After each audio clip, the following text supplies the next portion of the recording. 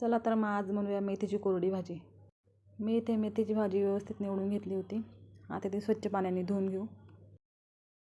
2-3 वेळेस धुवून घ्यायची आहे, जेणेकरून त्यातली माती निघून जाईल. त्यानंतर भाजी व्यवस्थित नितळून घ्यायची आहे, म्हणजे त्यातलं पाणी निघून जाईल.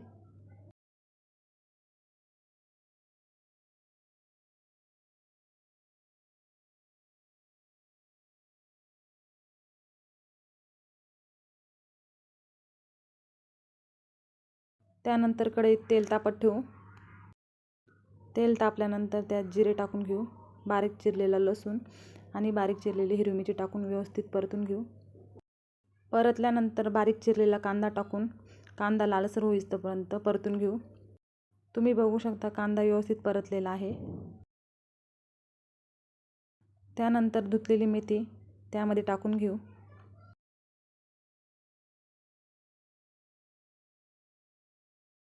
आपली भाजी टाकून झालेली आहे. आता व्यवस्थित परतून घेऊ. त्यानंतर चवीनुसार मीठ टाकून घेऊ आणि भाजी व्यवस्थित चारी बाजूनी परतून घेऊ. व्यवस्थित परतल्यानंतर बारीक गॅसवर भाजी शिजवून घेऊ. तयार आहे आपली मेथीची भाजी.